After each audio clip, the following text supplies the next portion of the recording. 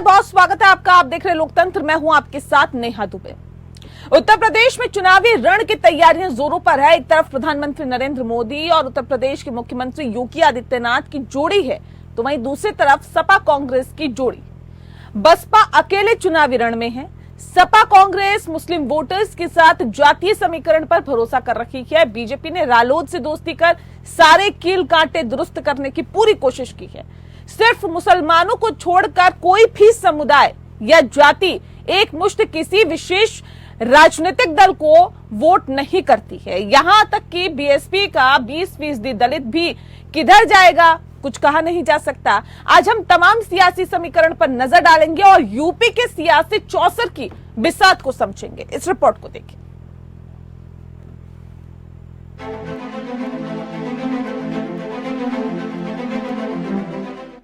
UP के रण के लिए म्यानों से सियासी तलवारें खिंच चुकी हैं। समीकरण बन रहे हैं और फिर बिगड़ भी रहे हैं। जाति और समुदायों पर दाव लगाए जा रहे हैं। देश के सबसे बड़े राज्य में 21.1% अनुसूचित जाति यानी दलितों की आबादी है, जो आजादी के बाद कांग्रेस के साथ खड़ा रहा। दलित तकरीबन 2.5 दशक तक बसपा के साथ रहा, लेकिन अब उसमें भाजपा गहरी सेंध लगाते दिख रही है। बसपा से खिसकते दलित वोट बैंक को सपा के साथ ही कांग्रेस भी हथियाने की कोशिश में है। सपा कांग्रेस गठबंधन को उम्मीद है कि दलित मुस्लिम गठजोड़ से उन्हें अब की चुनाव में लाभ होगा। उत्तर प्रदेश में कुल 17 लोकसभा सीटें रिजर्व हैं, जिनमें से ज्यादातर सीटों पर पहले समाजवादी पार्टी और बीएसपी का वर्चस्व रहा है, लेकिन अब स्थिति बदलती जा रही है। उत्तर प्रदेश में पहले चरण के लिए नामांकन शुरू हो गया है।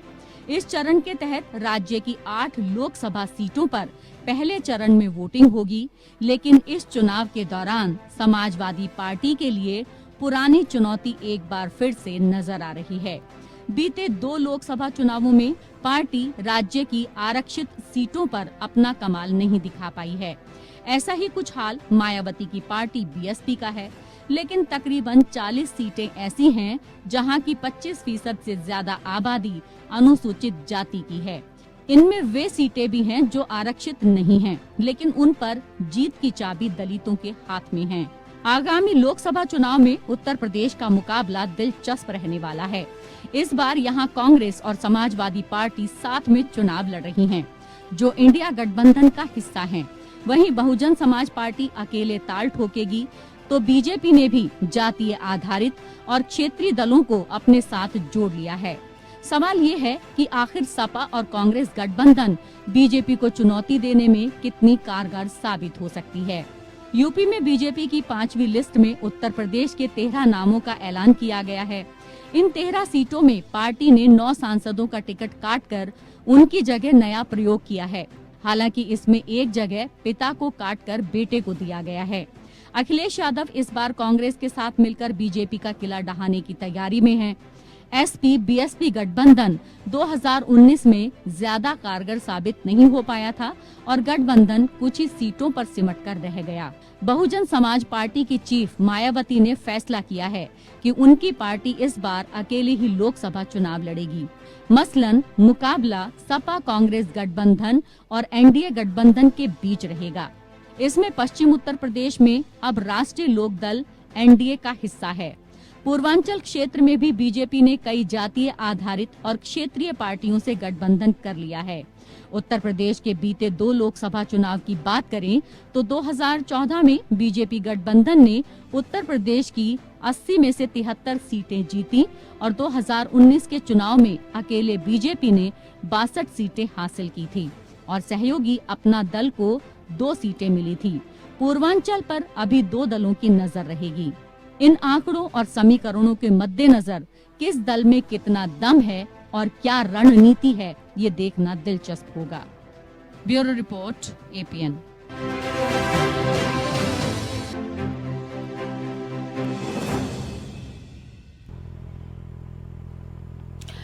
तो लोकतंत्र में दरअसल जातीय आधार पर समीकरण किसके कितने सेट बैठ रहे हैं, इस पर विषय पर तफसील से चर्चा करेंगे। खास मेहमान हमारे साथ मौजूद हैं, उनसे आपका परिचय करा देते हैं।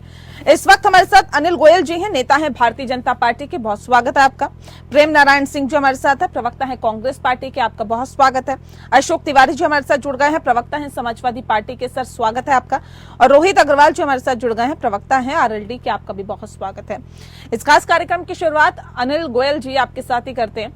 सर, ये सियासी समीकरण खास तौर पे उत्तर प्रदेश के संदर्भ में कैसे देखते हैं? यूपी का रण कितना महत्वपूर्ण है? नेहा जी, यूपी का रण बहुत महत्वपूर्ण है और सियासी समीकरण की जो बात करते हैं, हमारा तो सियासी समीकरण है उत्तर प्रदेश का विकास। हमारा जो सियासी समीकरण है कि जो गरीब है, जो महिलाएं हैं, जो युवाएं हैं, उन पर सरकार की पहुंच और सरकार को की अधिकृत सुविधाएं उन तक पहुंचे।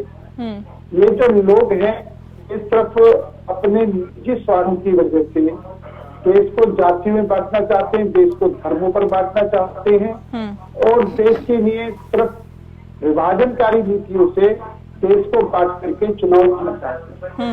इनका फर्ज है कि हम अपने परिवार को कैसे मजबूत करें, अपने भ्रष्टाचार को कैसे छिपाएं। एक तरफ है हम उत्तर प्रदेश को कैसे आगे बढ़ाएं, सभी समाज को लेकर के कैसे आगे बढ़ें। तो हमारी सोच और उनकी सोच में जमीन आसमान का अंतर है। हम उत्तर प्रदेश में हर आदमी का विकास चाहते हैं। आज आप देखेंगे कि जब से यूपी में योगी जी की सरकार है, सड़कों का जाल बिछा हुआ है, रैपिड रेलवे हैं या दुनिया भर के लोगों का उनका जाल छावा है। आज उत्तर प्रदेश में लोग निवेश करना चाहते हैं। आज उत्तर प्रदेश के विकास को देख करके लोग अचंभित है कि इतना जबरदस्त विकास कैसे है। आज उत्तर प्रदेश के अंदर माफिया राज का समाप्त है। पहले गुंडागर्दी होती थी, मुख्यगर्दी होती थी, तो रोज कहीं ना कहीं कर्फ्यू लगते थे। आज सब कुछ शांतिपूर्वक उत्तर प्रदेश में हो रहा है। पहले हमारी बहन बेटी शाम को 5 बजे के बाद में नहीं मिलती थी, आज हमारी बहन बेटी चाहे रात के 8 बजे 9 बजे आराम से सुरक्षित अपने हैं और अपने जो मार्केट के या काम है आराम से करते हैं। ठीक है। आज उत्तर प्रदेश को विकास की तरफ से देखा जाता है और उत्तर प्रदेश को गुंडा राज से छुटकारा के रूप में देख रहे हैं कि बहुत कुछ इस पर परिवर्तन आया। तो हम अपने काम के आधार पर जनता से वोट मांग रहे हैं और हम अपनी राष्ट्र नीति यानी हमारी नीति उत्तर प्रदेश का विकास, हमारी नीति भाजपा भारत का विकास, ठीक है, हम उस पर आगे काम कर रहे हैं। इसलिए जनता हमको पहले भी उन्होंने जिताया, आगे भी जनता हमको जिताएगी। ठीक है। अशोक तिवारी जी, ये तो कह रहे हैं हम बात विकास की करते हैं, जाति के आधार पर तो आप लोग बांटते हैं। कह रहे जाति धर्म के आधार पर वोटों का बंटवारा करने की कोशिश समाजवादी पार्टी की तरफ से की जाती है, यही कार्य कहता है। तो कहते हैं हम तो विकास की बात कर रहे हैं, आप लोगों से सहन नहीं होता क्या विकास की बातों को सुनना? जी जी जी, स्पष्ट रूप से मैं कहना चाहूंगा कि भारतीय जनता पार्टी जनता ने बहुत विश्वास के साथ 2014 में सत्ता पहुंची थी और इतना विश्वास कि इसका कोई जवाब ही नहीं है। 2019 में भी लोगों ने विश्वास किया, विश्वास किस बात का किया? महंगाई कम करने का किया, किसानों की आय दोगुनी करने का किया, बेरोजगारों को 2 करोड़ रोजगार देने की बात कही थी। सच्चाई ये है कि इन सब बातों पर जनता ने विश्वास किया भाजपा पर। 10 सालों में क्या हुआ? आज 10 साल की सरकार हो गई, 10 सालों में जनता को कुछ नहीं मिला, धोखा के सिवा जुमले भी मिले और इन जुमलों में जनता फंस के रह गई। अब जनता ने कमर कस लिया है इस चुनाव में, युवाओं ने कमर कस लिया है, पेपर लीक पे लीक हुए हैं, रोजगार नहीं मिला है, युवाओं ने कमर कसा है, उधर किसानों ने कमर कस लिया है। दोनों लोग युवा और किसान इसमें संपन्न है उत्तर प्रदेश के अंदर। और हमारे राष्ट्रीय अध्यक्ष माननीय खड़गे जी के नेतृत्व में इसमें जो लड़ाई ली जा रही है वो अमन चैन के लिए लड़ाई ली जा रही है। आज महंगाई कम करने की लड़ाई लड़ी जा रही है। आज हमारे राष्ट्रीय अध्यक्ष जी ने स्पष्ट रूप से कह दिया है कि हमारा शासन बनेगा जब इंडिया गठबंधन सरकार आएगी तो हम अग्निवीर को खत्म कर देंगे। 4 साल की नौकरी सेना में, 4 साल की नौकरी इस व्यवस्था खत्म कर देंगे और सेना में हम पक्का रोजगार ठीक है, देंगे। नहीं कार्य अलग है, लेकिन ये कह रहे जाति के आधार पर कौन बांट रहा है? जातीय समीकरण पर कितना भरोसा समाजवादी पार्टी करती है? देखिए, जातीय समीकरण का कोई मतलब ही नहीं है। जातीय समीकरण का कोई मतलब ही नहीं है। हम तो खाली पीडीए की बात इसलिए करते हैं कि जो है जनता को जो आरक्षण माना जा रहा है, आरक्षण का हक माना जा रहा है इस सरकार में, वो आरक्षण का हक न माना जाए, उनको जाति जनगणना कराई जाए और जो जितना कमजोर है, जितना आर्थिक कमजोर है, जितना पढ़ाई में कमजोर है, उस तरह से उसको मदद दी जाए। इसलिए हम आरक्षण की बात करते हैं, इसलिए हम जाति जनगणना की बात करते हैं। ठीक है, सामाजिक संरचना बराबर हो, सामाजिक भेदभाव दूर हो, सामाजिक न्याय हो। सामाजिक न्याय की हमारी लड़ाई है, सामाजिक न्याय से हमारी पार्टी का जन्म हुआ है। लेकिन हम पीडीए में सबको रखते हैं, पीडीए में पिछड़ा भी है, दलित भी है, अल्पसंख्यक भी है। नहीं तो भारतीय जनता पार्टी क्या ये पीडीए जिसका जिक्र आप कर रहे हैं, पिछड़ा, दलित और अल्पसंख्यक, उनका उत्थान नहीं कर रही है क्या? ये तो कह रहे हैं हम जो तमाम योजनाएं चला रहे हैं वो पूरे देशवासियों के लिए। भारतीय जनता पार्टी आरक्षण का हक मार रही है, पुस्तक पट्टे उड़ाना हुआ और जो है कहीं नहीं न्याय नहीं मिला, बच्चों को न्याय नहीं मिला। आज परीक्षाएं लीक हो रही हैं, सरकारी नौकरी नहीं मिल रही है, किसका हक मारा जा रहा है? आरक्षण का हक मारा जा रहा है। सामाजिक भेदभाव हो रहा है। ठीक है अनिल जी, अल्पसंख्यकों का हक मारा जा रहा है, दलितों का हक मारा जा रहा है, ऐसा हो रहा है कि आपकी सरकार में? नेहा जी, जो सड़कें बन रही हैं उस पर कुछ लिखा हुआ कि इस पर अल्पसंख्यक नहीं चलेंगे, हिंदू ही चलेंगे। जो ट्रेन चल रही है उस पर लिखा हुआ अल्पसंख्यक नहीं बैठेंगे, यही लोग बैठेंगे। जो देश का विकास हो रहा है, किसी विकास में ये दिखा कि अल्पसंख्यक उसके भागीदार नहीं है। तो सरकार की योजनाएं हैं, जो गरीबों को भोजन दिया जा रहा है, जो सरकार की योजना कहीं पर लिखा है कि इसमें अल्पसंख्यक इसका फायदा नहीं उठा सकते। आप ये सिर्फ मुसलमानों को बहकाने के लिए इस तरह के आरोप प्रत्यारोप लगा रहे हैं।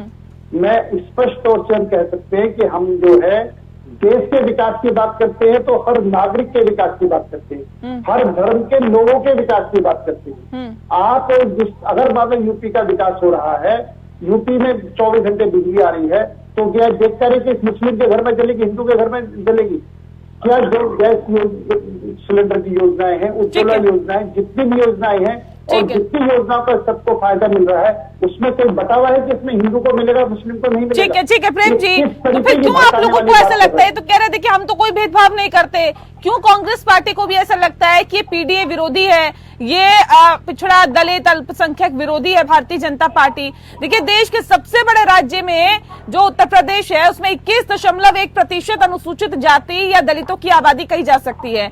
आजादी के बाद से कांग्रेस के साथ रही है, लेकिन आज ऐसा क्या हो गया कि ये जो वर्ग है वो कांग्रेस पार्टी से कहीं बहुत दूर चले गया, जो आप कोशिशें कर रहे हैं लेकिन तब भी नहीं आ पा रहा? नेहा जी, मैं एक बात तो कहना चाहूंगा। मैं आती हूँ, प्रेम जी से सवाल है मेरा, मैं आ रही हूँ। आवाज आ रही है? जी जी। पहली बात तो ये है कि जो हमारे भारतीय जनता पार्टी के प्रवक्ता साथी हैं, उनको ये लगता है कि पूरा देश सो रहा है, कोई कुछ नहीं देख रहा है, ना किसी को कुछ पता है। सबसे पहले जो मंचों पे चिल्ला करके हमने पिछड़ा प्रधानमंत्री बना दिया, हमने दलित राष्ट्रपति बना दिया, हमने दलित राष्ट्रपति बना दिया करके सबसे पहले जातिवाद की तरफ कौन लेके गया? ये ठीक रहा, ये कोई दूसरे के ऊपर फोड़ेंगे। और जातिवाद का सबसे घृणित चेहरा इस देश को इन्होंने दिखाया। पहला कब दिखाया? आप एक चीज बताइए नेहा जी, हमारे देश का प्रथम नागरिक या सर्वोच्च व्यक्ति कौन होता है? राष्ट्रपति होता है ना। ये अपनी राजनीतिक रोटियां सेकने में इस कदर मशगूल हो गए, ये द्रौपदी मुर्मू जी को राम मंदिर क्यों नहीं लेगा भाई? उद्घाटन में उनको क्यों नहीं लेगा? सिर्फ इसलिए एक तो वो महिला थी, दूसरी आदिवासी थी, ठीक है, उससे ये जवाब नहीं दे पाएंगे, कोई जवाब नहीं दे पाएंगे। दूसरा ये कहते हमारे सद्भाव की बात चल रही है, हम सभी को समानता के साथ लेके जा रहे हैं। पूरे देश में देखा नहीं, तो कहते हैं हमने बुलाया था, अगर वो नहीं पहुंच पाई अपने किसी कारणवश, ये तो कह रहे हैं हमने बुलाया था। ये तो भारतीय जनता पार्टी कहती है कि राष्ट्रपति को तो हमने बुलाया था। अरे कई बार देखा, रामनाथ कोविंद जी थे, उनको कब बुलाया?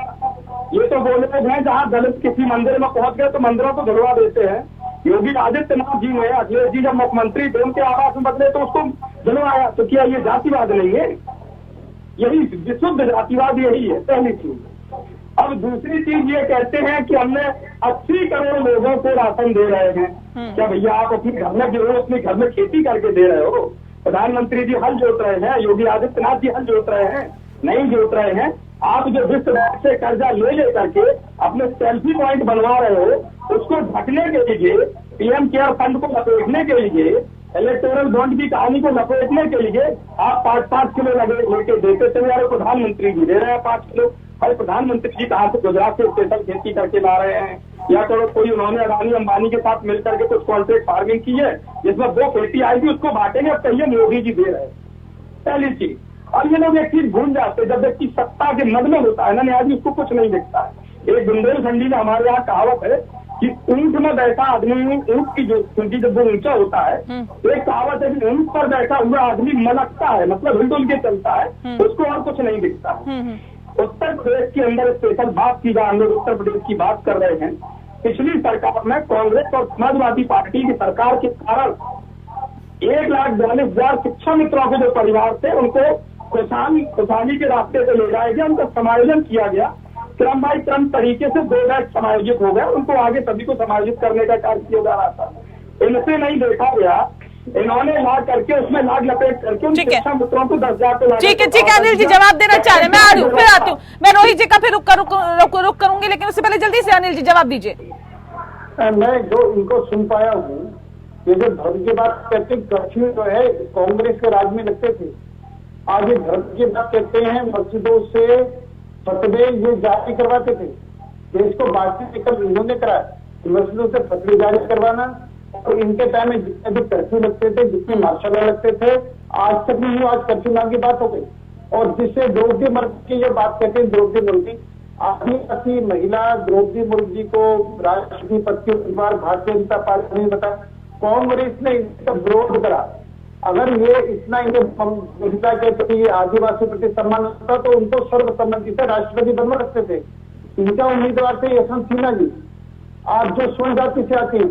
अगर ये जाति में बांटने की बात तो करते हैं, ये करते हैं दलितों की, महिलाओं की, आदिवासियों के सम्मान की बात नहीं करते।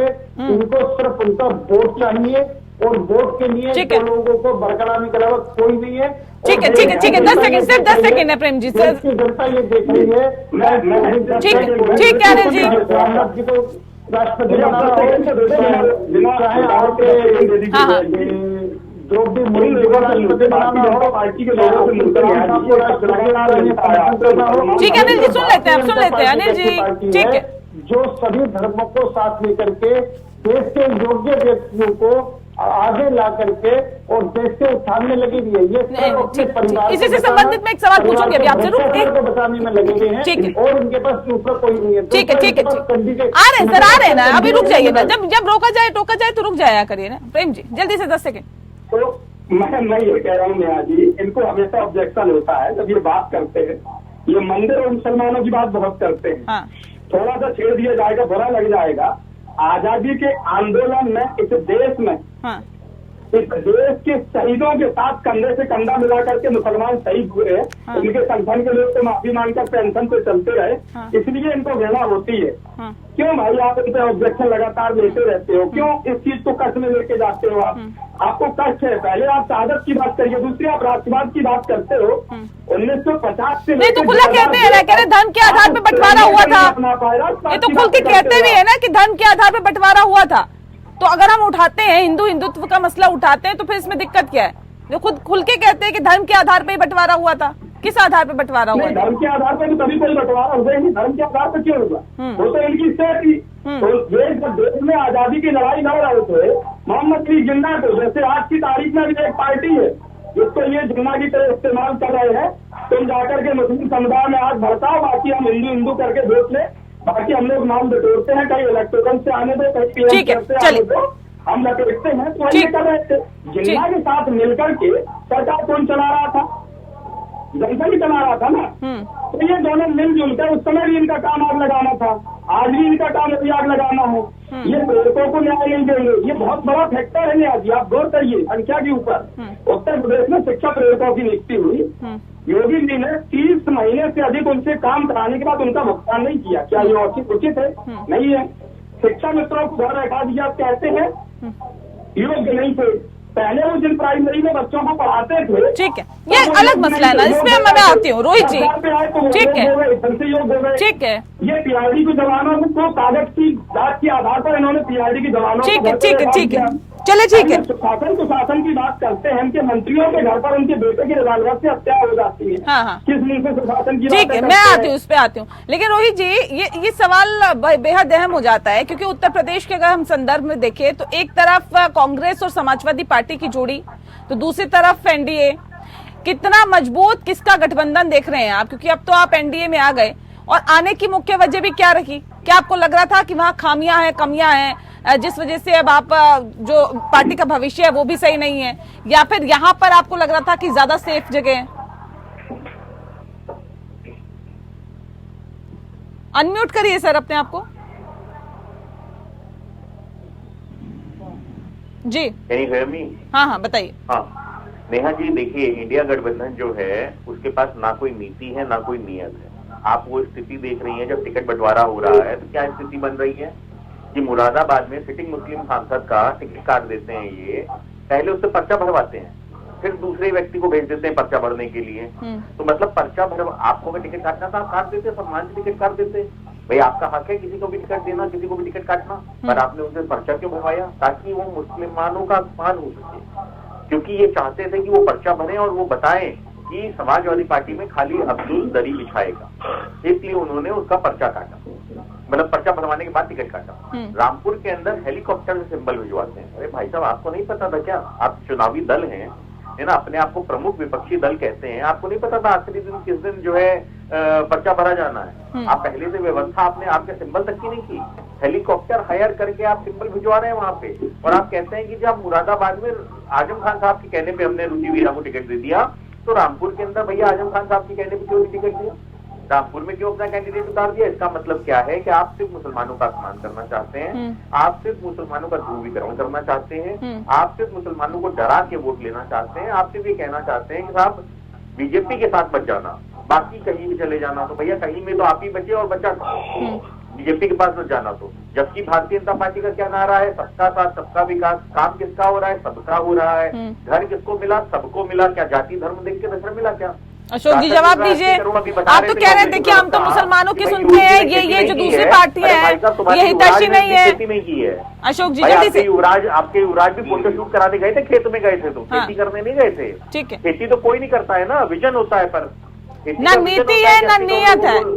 फिर अल्पसंख्यकों के हितैषी कैसे हैं आप अशोक जी? जी जी जी जी नेहा जी, स्पष्ट रूप से मैं भाई की बात का जवाब दे रहा हूँ। हम हिंदू मुसलमान की लड़ाई नहीं लड़ते हैं, हम हिंदू मुसलमान में अंतर नहीं करते हैं। जैसे हमारे लिए हिंदू वैसे मुसलमान है, हिंदू मुसलमान दोनों भाई भाई हैं, और सिख ईसाई भी भाई भाई हैं। ये देश धर्मनिरपेक्ष देश है और सभी धर्मों का समान आदर करते हैं। ये लड़ाई किसकी है? लेकिन सभी जातियों का करते हैं या नहीं करते हैं, बताइए ना। अरे बता तो रहा हूँ, ये लड़ाई हम किससे लड़ रहे हैं? पूंजीवादी व्यवस्था से लड़ रहे हैं। तो ये पीडीए क्या है फिर?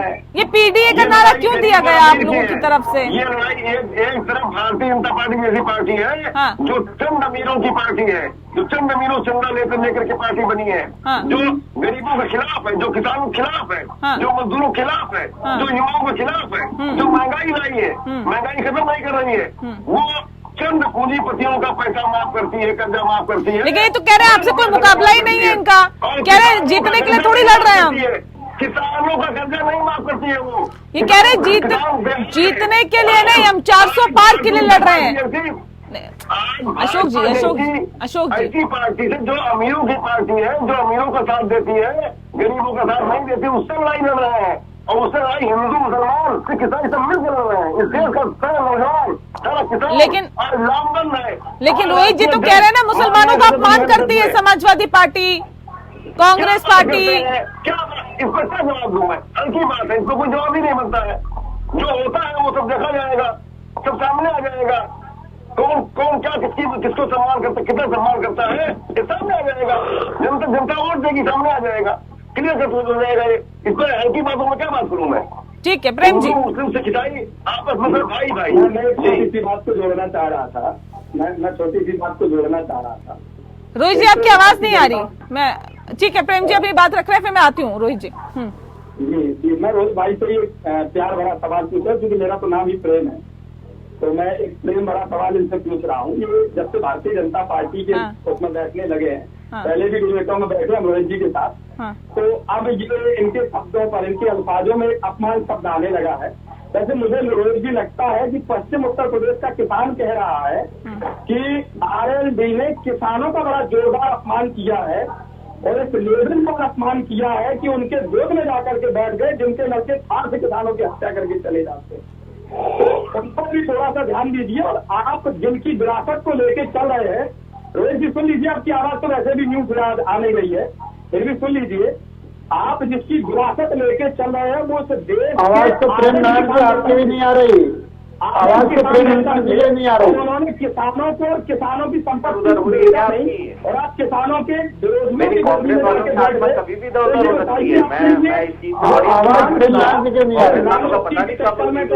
तो कांग्रेस में आगे की कुछ और कहानी है, क्योंकि इंडिया नीति और नीति नहीं है। तो इंडिया परिवार तो आपको 7 सीटें दे रहा था और आप 7 सीटों में खुश नहीं हुए, आपकी 2 सीटों में नियत। अच्छा बताओ मित्र, सम्मान की 2 रोटी भली की 7 रोटी भली? नहीं, बताओ मित्र, सम्मान की 2 रोटी और आसमान की 7 रोटी हम कौन सी चीज करोगे? खैर आप कांग्रेसी हो, आपके मुद्दा खा के भी 7 रोटी खा लोगे। आप कांग्रेसी हो, आप नहीं कर सकते। आपको मैं क्या कहूँ? ठीक है, सम्मान की 2 रोटी अच्छी की आसमान की 7 रोटी? जवाब दे दो, अगर आवाज आ रही हो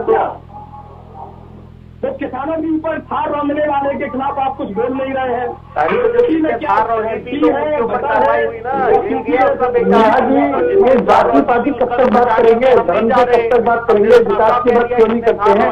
उसका प्रचार करने उत्तर प्रदेश में विकास की लहर बह रही है, उनके टाइम में विकास नहीं हुआ, समाजवादी पार्टी का विकास नहीं हुआ, विकास पर बात करना। ठीक है, चलिए विकास की भी बात करेंगे, जाति धर्म की भी बात करेंगे। लेकिन अब ये बताइए, अगर ये कहा जाता है कि देखिए हम जातियों की बात नहीं कर रहे, तो पीडीए की बात की जाती है, लेकिन इसके साथ साथ अब जिस तरह से बीएसपी को लाने की कोशिश इंडिया गठबंधन में हुई थी, बीएसपी अब अलग चुनाव लड़ रही है, किसको हानि पहुंचाएगी, किसके लिए डेंट होगा ये बीएसपी का अलग लड़ना?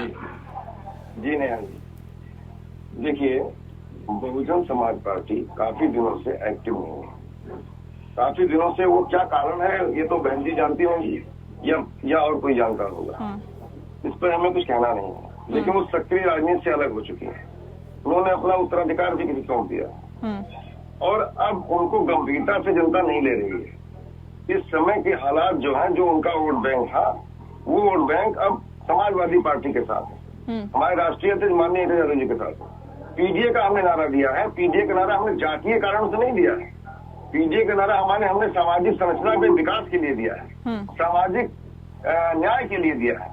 ये पीडीए का नारा है पिछड़ा, दलित, अल्पसंख्यक, आधी आबादी, अगड़े भी हैं और समाजवादी सवर्ण भी हैं इसमें और आदिवासी भी। पिछले लोकसभा चुनाव के रिजल्ट मालूम है ना सर आपको? आज सुनने मौका दीजिए, हमें भी बोलने मौका दे दीजिए। आधी आबादी और सवर्ण भी हैं। हमने क्यों नारा दिया है पीडीए का? पीडीए का नारा इसलिए देना पड़ा कि आज समाज का बहुत बड़ा भाग उपेक्षित है। आज सवर्ण भी उसमें है, आधी आबादी भी है उसमें, और पूरा का पूरा समाज इस समय बेरोजगार हो गया है। बेरोजगारी बेरोजगार है। किसान अपनी आय का पैसा नहीं पा रहा है। महिलाएं महंगाई की मार झेल रही है। एनसीआरबी के आंकड़े भरे हैं। और सबसे बड़ी बात है, जो जाति जनगणना की बात करते हैं हम, समाज में हर वर्ग को जाति जनगणना के आधार पर मेजरमेंट होगा जब कि कौन कितना आर्थिक आधार पिछड़ा है, कौन कितना अशिक्षा का शिकार है, तब जाकर के हमारा समाज बराबरी पे आ पाएगा। इसलिए कर रहे हैं और इसीलिए लड़ाई लड़ी जा रही है। नहीं, अगर आप ये कह रहे हैं देखिए बीएसपी का जनाधार ही नहीं है, तो मैं पिछले लोकसभा चुनाव की याद दिला दूं ना सर। 2 मिनट हमें मौका दे दीजिए, सुन लीजिए, 2 मिनट सुन लीजिए, हमको भी सुन लीजिए, हमारी बात दिया जाए चैनल के ऊपर। हाँ। आरक्षण के मसले पर हमें जो आरक्षण प्राप्त था उसको बहुत सुनियोजित तरीके से समाप्त किया जा रहा है। लगातार ये परीक्षाएं लीक हो रही हैं, ये सामान्य बात नहीं है। ये जो हमारे जितनी भी हमारे ये चीजों को जो बेचा गया, देश की धरोहरों को बेचा गया, ये सामान्य बात नहीं है। ये बहुत असामान्य बात है। आज सरकारी नौकरी मिली नहीं है किसी को, आरक्षण का कहाँ मिलेगा आरक्षण? आज जो नौकरियां आती भी हैं उसमें घोटाला हो जाता है, 69,000 शिक्षक घोटाला हुआ। आज सवाल इस बात का है कि सब लोग सुख चैन चला गया है, लोग रोजी रोटी को तरस रहे हैं। ये अपनी पीठ थपथपाते हैं, 80 करोड़ लोगों को 5 किलो अनाज पर निर्भर कर दिया है, अपनी पीठ थपथपाते हैं, वाहवाही लेते हैं ये। ठीक है, ठीक है 80 करोड़ लोग अनिल जी 5 किलो अनाज पर निर्भर हो गया है। ठीक है, देश भूखा मर रहा है, देश में दुश्मनी फैल गई है ठीक इस प्रकार से। ठीक है, ठीक और ये अपनी पीठ थपथपा रहा है, महंगाई कम नहीं हो रही है, रोजगारी घट नहीं रही है, और तो और 4 साल की नौकरी दे दिया शिक्षा में, पैदा कर दिया। ठीक है, 4 साल का आदमी में। ये देशभक्त पार्टी है, ये देशद्रोही पार्टी है, देशभक्त पार्टी नहीं है। देशभक्त पार्टी होती है अगर ये तो आज सामान्य नौकरी देती सेना के अंदर, जी सेना जी के जी अंदर सामान्य नौकरी देती आज। जी ठीक है अनिल जी। सर सवाल इस बात को लेकर भी है कि देखिए अगर हम अभी उत्तर प्रदेश के संदर्भ में देखें तो 40 सीटें ऐसी है जहां पर 25% से ज्यादा आबादी अनुसूचित जाति की है। ये तो कह रहे हैं कि हम पीडीए की बात कर रहे हैं और अब बीएसपी का वर्चस्व जब कमजोर हुआ है तो वो वोट बैंक हमारा है और हमारे पास आ गया है। अब ऐसे में फिर भारतीय जनता पार्टी 400 पार का नारा दे रही है, 80 में से 80 लोकसभा सीटों में जीत की बात कर रही है। कैसे हो पाएगा? ये तो मुमकिन ही नहीं है अगर इनका वोट बैंक है तो।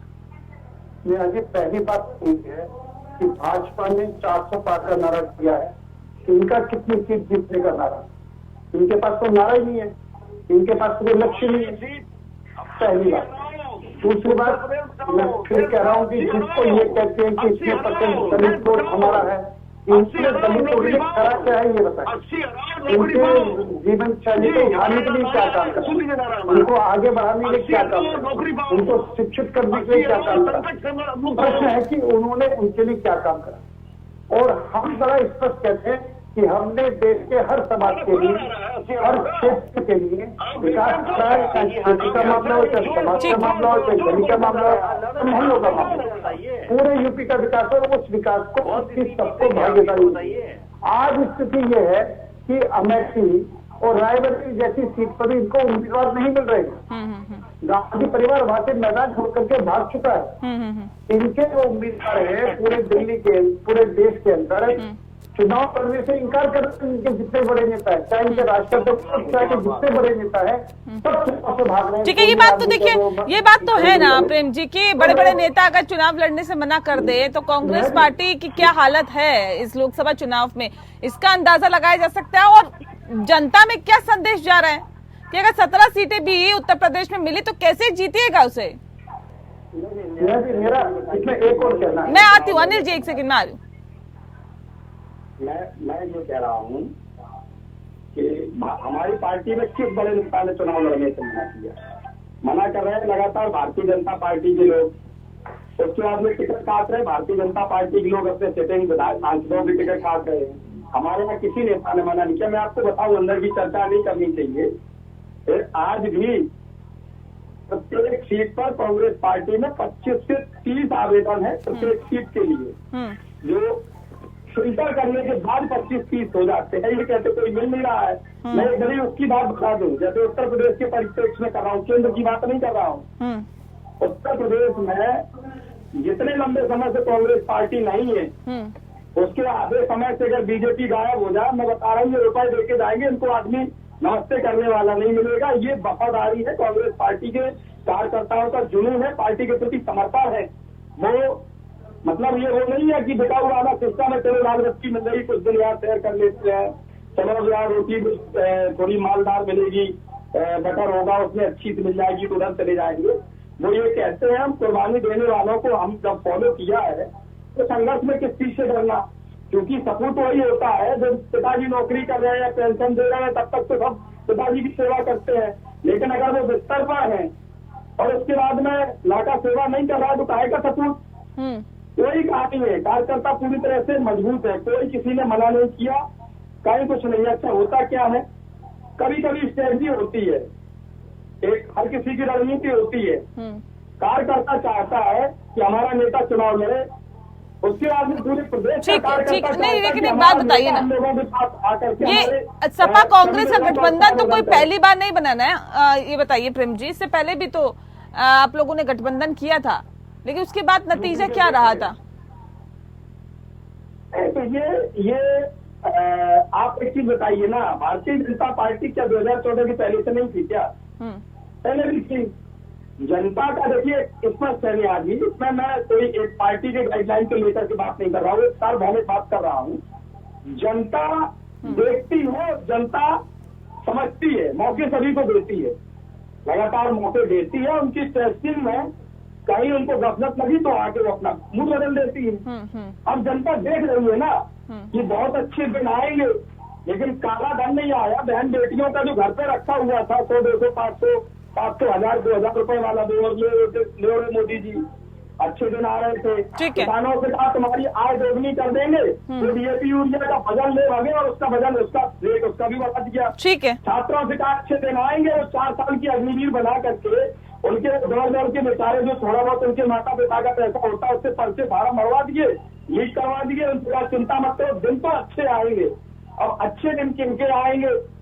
वो तो मोदी जी के आ रहे हैं, क्योंकि मोदी जी 5 किलो कहीं से विदेश से खेती करवा करके निजी तौर पर। ठीक है। चलिए मैं लौटती हूँ, लेकिन रोहित जी ये तो कह रहे हैं कि हमने नारा दिया कि 80 हराओ देश बचाओ, प्रदेश बचाओ। देश और प्रदेश को बचाने के लिए 80 हराना चाहते हैं ये। हाँ, नेहा जी एक्चुअली नारे की भी शायद जानकारी इनको नहीं है। इन्होंने 80 हराओ का नहीं 80 हारो का नारा दिया है, और ये 80 हारने भी जा रहे हैं। मुझे बताइए कौन सी सीट पे आप जीतने जा रहे हो, कौन सी सीट पे चुनाव लड़ रहे हो? उत्तर प्रदेश में कहीं आपको चुनाव दिखाई पड़ रहा है? एक्चुअल में एनडीए गठबंधन 80 जीतने के लिए संघर्ष कर रहा है। हम जितनी रैली कर रहे हैं, हम जितना डोर टू डोर कैंपेन कर रहे हैं, हम जितना भी कुछ कर रहे हैं वो 80 जीतने के लिए कर रहे हैं। हम एक रिकॉर्ड कायम करना चाहते हैं कि उत्तर प्रदेश के अंदर विपक्ष को हमने 0 पे समेट दिया। आप ये बताइए इनको, मुझे 5-7 सीटों के अलावा अगर ये नाम बता दें जहां पे इनको चुनाव दिखाई पड़ रहा हो कि चुनाव भी है। 5-7 सीटों के अलावा इनके पास चुनाव के लिए कहीं कोई बात ही नहीं है। 17 सीटें तो पहले ही 0 कर चुके हैं कांग्रेस को देख के। और कांग्रेस के अभी प्रवक्ता कह रहे थे कौन सा बड़े नेता ने मना कर दिया? भाई साहब सोनिया गांधी को बड़ा नेता नहीं मानते? मुझे तो पता नहीं इस डिबेट के बाद आप कांग्रेस में बचोगे भी कि नहीं बचोगे। आप प्रियंका गांधी को बड़ा नेता नहीं मानते? अरे आप गांधी परिवार के ऊपर ही उंगली उठा रहे हो कि गांधी किसने मना कर दिया? कोई बड़े नेता ने मना नहीं किया। भाई साहब इस डिबेट के बाद आपको कांग्रेस में रहना है कि आपका भी विचार बदल गए कि डिबेट के बाद कल राहुल गांधी भी नहीं पता कि अमेठी से लड़ेंगे या नहीं लड़ेंगे? फिर पूछे इनसे सोनिया गांधी जी कहां से चुनाव लड़ेंगी? अरे भाई अभी तो राजस्थान से राज्यसभा गई है। अरे मना नहीं किया तो क्या किया? रायबरेली जैसी सीट छोड़ के चली गई सोनिया गांधी जी। प्रियंका गांधी जी रायबरेली से लड़ने की हिम्मत नहीं जुटा पा रही है। आपके युवराज अमेठी से लड़ने की हिम्मत नहीं जुटा पा रहे हैं। अब कुछ बचा है भैया कांग्रेस में? क्यों एनर्जी बर्बाद कर रहे हो? और ऊपर से एग्जाम्पल भी दिया तो कितना बुरा एग्जाम्पल दिया कि जो अपने पिता माँ बाप को रोटी ना दे। हे भगवान क्या सोच है, क्या सोच है इनकी कि रोटी ना दे माँ बाप को, वो सोच है इनकी। वही एग्जाम्पल दे रहे हैं। जिसकी जैसी सोच होती है वो वैसे ही एग्जाम्पल देता है। वैसे मैं कांग्रेस के लिए बिल्कुल अच्छी तरीके से जानता हूँ, लेकिन नेहा जी थोड़ा सा अत्याचार हो रहा है मेरे साथ। मेरी आवाज तो बंद कर दी जाती है जब इनको। सुन लेते हैं प्रेम जी सुन लेते हैं ना, सुन लेते हैं। अच्छा सुन लेते हैं, देखिए कह देती है बोलो भैया, तो ये बोलते चले जा रहे हैं कुछ भी। ठीक है प्रेम जी। भाई साहब इतनी समस्या है एनडीए गठबंधन की, एनडीए गठबंधन की सरकार है तो जाके जनता को समझाओ ना, जाके जनता के बीच में मुद्दे बताओ। यहाँ टीवी पे बैठ के क्यों समय बर्बाद कर रहे हो? भाई आपको वोट जनता नहीं दे रही और आप हमको रहे हो ये दिक्कत है वो दिक्कत है। जाके वोट मांगो ना जनता से। अरे भाई हमने ठीक है ऐसे नहीं किया है, जनता अशोक जी महाराज ये कह रहे हैं कि कहाँ पे लग रहा है, कौन सी सीट जीतने वाली है समाजवादी पार्टी, तो बता दीजिए। बहुत खूबसूरत बात कही रोहित भाई, और रोहित भाई का मैं बहुत सम्मान करता हूँ। और सच्चाई ये है कि रोहित भाई आज मुझे बहुत ज्यादा सहानुभूति है रोहित भाई से, और सहानुभूति इसलिए है क्योंकि अच्छे व्यक्ति हैं और अच्छे व्यक्ति भी हैं, साथ साथ पार्टी भी इनकी अच्छी रही है, ऐसा की बात नहीं है। लेकिन आज किस दबाव में आकर के, किस परिस्थितियों में आकर के इन्होंने समझौता किया है ये तो हमें नहीं मालूम है। ये तो यही जानते होंगे, रोहित भाई जानते होंगे। आज चौधरी चरण सिंह जैसा नायक, इस देश का किसानों का मसीहा, उसके परिवार से होकर के आज किस तरह से उनकी आत्मा को शांति नहीं मिल रही होगी। आज उनकी आत्मा परेशान है, दुखी है कि आज किसानों का साथ छोड़ करके आज पूंजीवादी पार्टी का चले गए हैं। आज माननीय जयंत चौधरी जी भारत रत्न लेके करोड़ों किसानों के प्रतिनिधित्व करते हुए चौधरी चरण सिंह को भारत रत्न दिया जा रहा है। सिर्फ 24 साल की आत्मा बल्कि चौधरी की आत्मा और करोड़ों किसानों की आत्मा संतुष्ट है। जिस कांग्रेस सरकार ने 37 साल तक अवहेलना की चौधरी चरण सिंह की, आज भारतीय जनता पार्टी की सरकार ने किसान मसीहा को भारत रत्न देने का काम किया। इस कांग्रेस सरकार ने गांधी परिवार के आगे कभी कुछ देखा नहीं। आज एनडीए की सरकार ने यशस्वी प्रधानमंत्री नरेंद्र मोदी जी राष्ट्रपति जी ने चौधरी का सम्मान किसानों का सम्मान करने का काम किया। महंगाई का रोज करते थे, आज महंगाई का मां बोलने को तैयार नहीं है। आज अपनी पोशाक बदलते हैं, अपने कपड़े बदलते हैं, रोज नए कपड़े पहनते हैं। आज वो एक गरीब परिवार से आए थे, जनता ने उनको मना किया था, आज वो अपने शौक पूरे कर रहे हैं।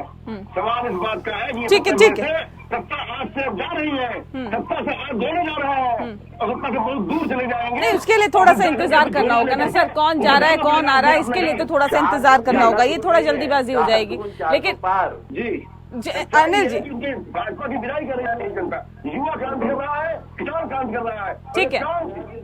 ठीक है ठीक है अनिल जी, सवाल इस बात को लेकर है, आप तो कह रहे देखिए हमने तो इतना बेहतर काम कर दिया, इतना विकास कर दिया, हमने तो ऐसा कर दिया, सड़कों का जाल बिछा दिया, हमने तो महंगाई कम कर दी, हमने तो युवाओं को रोजगार दे दिया, इतना बेहतरीन काम कर दिया। तो ये 13 नाम जो ऐलान किए गए हैं उनमें से 9 जो सिटिंग एमपी थे उनके टिकट क्यों काट दिए गए?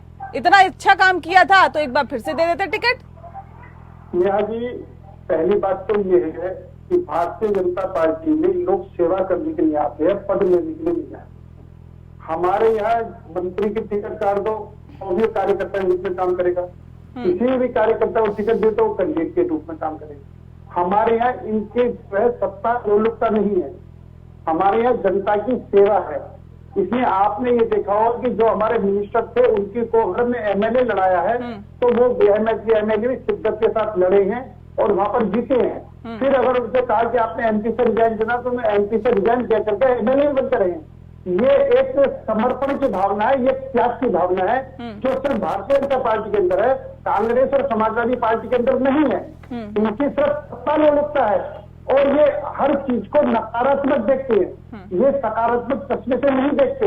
इनको सड़कें बनी दिखाई नहीं दे रही, इनके यूपी का कुछ जो सिटिंग एमपीज को दिया गया है दिखाई दे रहा है, उनके ऊपर इतना मेहरबान क्यों? उनको भी फिर कार्यकर्ता के तौर पे काम करने देते ना, क्यों? कोई ऐसे कई नेता हैं जिनको लगातार आप टिकट दे रहे हैं, उन पे इतनी मेहरबान क्यों है पार्टी? फिर इनको सिर्फ अपने परिवार का पिछड़ापन दिखाई दे रहा है। इन्हें उत्तर प्रदेश का इनके चश्मे में सिर्फ अपने परिवार का भ्रष्टाचार है। सवाल पूछ उसका जवाब दीजिए ना। भ्रष्टाचार बचाना है हमारे यहाँ, हमारे इधर आपसे कहना शीर्ष नेतृत्व जिस व्यक्ति को जहाँ लगा दे। नहीं तो अभी जिसकी को अब आप ऐसा बताओ, हमने हमारे यहाँ से सांसद रमेश नहीं, आप लोगों ने देखिए कहा था कि हम रिपोर्ट कार्ड के आधार पर आगे कार्य करेंगे। रिपोर्ट कार्ड के आधार पर अगर ये टिकटों का बंटवारा हुआ है और आप लोगों को लगता है कि देखिए उन सांसद ने बेहतर काम नहीं किया या फिर रिपोर्ट अच्छी नहीं आई, तो मतलब ये कि जमीनी हकीकत ये है जो आप बताते हैं उससे कोसों दूर है, जमीनी स्तर पे काम नहीं हुआ। अगर ऐसा हुआ है तो फिर विकास के दावे जो आप करते हैं वो कोरा झूठ है। आप एक बात समझ लो, हमारे यहाँ पर किस व्यक्ति से संगठन में काम देना है, किस व्यक्ति को सरकार में भेजना है, ये संगठन फैसला करता है। अभी मैं आपको बताऊं, हमारे यहाँ के दिल्ली से सांसद रमेश बिधूरी को टिकट काट करके आज वो उत्तर प्रदेश के प्रभारी के रूप में काम कर रही। अब जो उत्तर प्रदेश के प्रभारी के रूप में काम करे तो उनको संगठन में आवश्यकता लगी कि ये व्यक्ति संगठन में और अधिक अच्छा काम करेंगे। तो मतलब वो जो बयान उन्होंने दिया था उसका इनाम दे दिया क्या आपने? नहीं, आप इसको बयान नहीं दे दिया, उसके इनाम के लिए नहीं कहो। मेरा ये कहना है कि हम हर कार्यकर्ता को जहां पर चाहे वहां पर हमारा कार्यकर्ता काम करता है, मन से काम करता है, उनके दिमाग में देश को आगे बढ़ाना है, हर गरीब से गरीब व्यक्ति को आगे बढ़ाना है। ठीक है, मैं समझ गई सर, समझ गई। अशोक जी, सवाल इस बात को लेकर है कि पिछली बार 2019 की अगर हम बात करें तो बीएसपी के साथ समाजवादी पार्टी का गठबंधन था, तब चुनावों के बाद ये कहा गया था कि देखिए बीएसपी का वोट जो है वो कन्वर्ट नहीं हुआ, वो हमें नहीं मिला। यही कहा गया था ना सर, और उसके बाद दोनों के रास्ते अलग अलग जुदा हो गए थे। अब सवाल इस बात को लेकर है, आज अगर कांग्रेस के साथ गठबंधन है या इंडिया गठबंधन जिसका जिक्र किया जा रहा है, तो ये कैसे तय हो कि नहीं ये वो कमाल कर देगा जो बीएसपी के साथ गठबंधन ने नहीं किया था? जी ऐसी क्या परिस्थितियां बदल गई सर? जी, बहुजन समाज पार्टी जब तक लड़ाई लड़ रही थी, संघर्ष के रास्ते पर थी, तब तक हमने सम्मान किया और हमने साथ लिया उसका, आज गए हम। हालांकि हमें फायदा नहीं हुआ, हमारी सीटें नहीं बढ़ी, लेकिन बहुजन समाज पार्टी का खाता खुल गया और सीटें बढ़ गई, 10 सीटें आ गई उसकी। इसका विषय नहीं है, विषय है भाजपा कम हुई, भाजपा कहीं न कहीं कम हुई। सवाल इस बात का है कि आज जब बहुजन समाज पार्टी सक्रियता में ही नहीं है, आज दबाव में काम कर रही है, तो कोई उसका सवाल ही नहीं रह गया। बसपा को जो है पब्लिक ने ही हल्के में ले लिया, पब्लिक ही गंभीरता नहीं ले रही है। कट टुकट लड़ाई हो रही है इस समय, कट टुकट लड़ाई हो रही है इंडिया गठबंधन वर्सेस भाजपा। ये सब कोई जानता है, हर किसी को मालूम है, और वोट बटने वाला है नहीं इस बार, ना हिंदू का, ना मुस्लिम का, ना सिख का, ना ईसाई का, किसी भी जात धर्म का वोट बटने वाला नहीं है, वोट सही जगह पर पड़ने वाला है। ठीक है, लेकिन क्योंकि सभी के लोग अब सुन लीजिए एक मिनट सुन लीजिए। हाँ। नौजवान सभी जातियों में है, हाँ। नौजवान सभी धर्मों में है, किसान सभी जातियों में है, किसान सभी धर्मों में है। नौजवान और किसान आज लामबंद है मुक्ति पाने के लिए, निजात पाने के लिए, राहत पाने के लिए। ये तो पहले भी कह रहे थे ना आप लोग, ये तो पहले भी कह रहे थे जी। कि पश्चिम यूपी में देखिएगा किसान जो है वो इनको आईना दिखाएंगे। सबसे ज्यादा सीटें तो पश्चिम यूपी में विधानसभा चुनावों में ले आए 2022 के चुनावों में। 22 की बात, लेकिन 22 की बात अलग है। 22 की बात 22 की बात क्यों अलग है? उससे पहले ही तीनों कृषि कानून को रोल बैक करने के लिए किसान सड़कों पे थे, इतनी मौतें हो गई, ये हो गया वो हो गया, किसानों के साथ छल हुआ, कपट हुआ, तमाम बातें कर रहे थे आप लोग। 2022 चुनाव हम जीते हुए चुनाव थे, लेकिन हमको कम अंतर से हरा दिया गया, ये मैटर अलग है। लेकिन 2024 का चुनाव इस समय संपूर्ण क्रांति का चुनाव है। 2024 का चुनाव देश का चुनाव है। 2024 का चुनाव देश को मुक्त कराने का चुनाव है। नहीं, कम अंतर से हरा दिया गया। क्या बताना चाहते हैं आप? ये क्या बताना है, क्या जताना चाहते हैं? आज लोकतंत्र खतरे में है, संविधान खतरे में है, देश का नौजवान खतरे में है, किसान खतरे में है। ठीक है, आज सबको अपने को आजाद करने की लड़ाई लड़नी है। नहीं, ये आपने कहा कि हरा दिया गया, हरा दिया गया से क्या मतलब था? 80 की 80 सीटों पर भाजपा को हरा दिया गया, मतलब है कि प्रशासन को लगाया गया, शासन को लगाया गया, तमाम तरह से काम किया गया। उस पर कहने क्या जरूरत है हमको? सब कुछ जानता है, हर तंत्र के हाथ में है। नहीं, कौन जानता है? फिर तो सर अगर इस तरह से चीजें होगी तो फिर तो चुनाव ही नहीं होगा, फिर तो चुनाव ही नहीं होगा। मेहनत इतनी क्यों हो रही है? तमाम चीजें थी उसमें कहना काफी है। हमारा कहना देश सुन रहा है, प्रदेश सुन रहा है। इतना अगर आप श्योर हैं चीजों को लेकर तो जाइए ना, फिर कोर्ट जाइए, कोर्ट का दरवाजा खटखटाइए। इस तरह की चीजें नहीं कहिए, ठीक है? अनिल जी कुछ कहना चाह रहे हैं? अनिल जी 10 सेकंड में बात रखिए अपनी, जल्दी से। बचाना चाहते हैं या परिवार बचाना चाहते हैं? ये लोकतंत्र की दुहाई दे रहे हैं, परिवार को बचाने की दुहाई दे रहे हैं।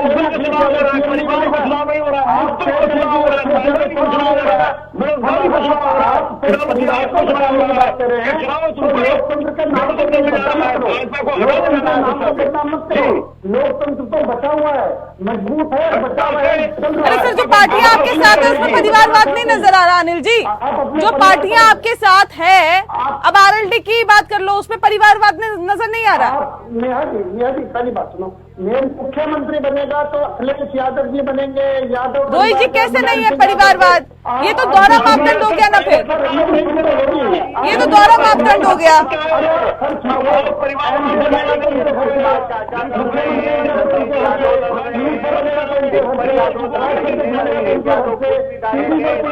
नहीं, आरएलडी का एक सेकंड ऐसे नहीं ना, प्लीज। नहीं, रुक जाइए प्लीज। नहीं, मुझे बताइए, आरएलडी का अध्यक्ष रोहित अग्रवाल जी बन सकते हैं क्या? नहीं बन सकते। उपाध्यक्ष की बात नहीं कर रही हूँ ना सर मैं।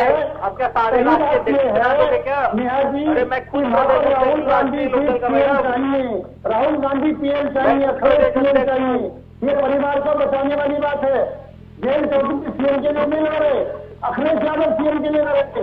राहुल गांधी पीएम के लिए नहीं लड़ रहे नहीं हैं। ठीक है तो सर, ये पार्लियामेंट लेकिन में नहीं ये अरे एक भाई दोनों साहब, मापदंड नहीं। अरे भाई कांग्रेस साहब, पार्टी में जी परिवारवाद है, राहुल गांधी समाजवादी पीएम पार्टी में परिवार है, बाकी नहीं बनेंगे। पीढ़ी दर पीढ़ी मतलब सपना देखना बंद कर दो, दोनों हाथ खुली रख के भी सपना देखोगे ना, तब भी राहुल गांधी पीएम नहीं बनेंगे। तेजस्वी यादव सीएम बनेंगे। हालात ये है कि देश ये देख रहा प्रेम जी, है- आपकी आवाज नहीं मिल पा रही है। प्रेम जी आप म्यूट है, आप म्यूट है, आपकी आवाज नहीं आ रही।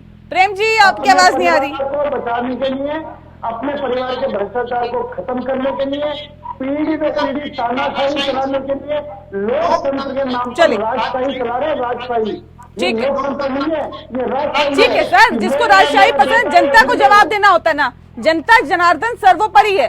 थोड़ा सा इंतजार करिए, जो वो जवाब देगी वो सभी के सामने होगा, वही देखेंगे कि क्या जनता चाहती है, किसको चुनती है। बहरहाल वक्त की कमी है अशोक जी, वक्त नहीं दे पाऊंगी। बहुत शुक्रिया आप सभी मेहमानों का हमारे साथ इस खास चर्चा में शामिल होने के लिए। लोकतंत्र में फिलहाल इतना ही, नमस्कार।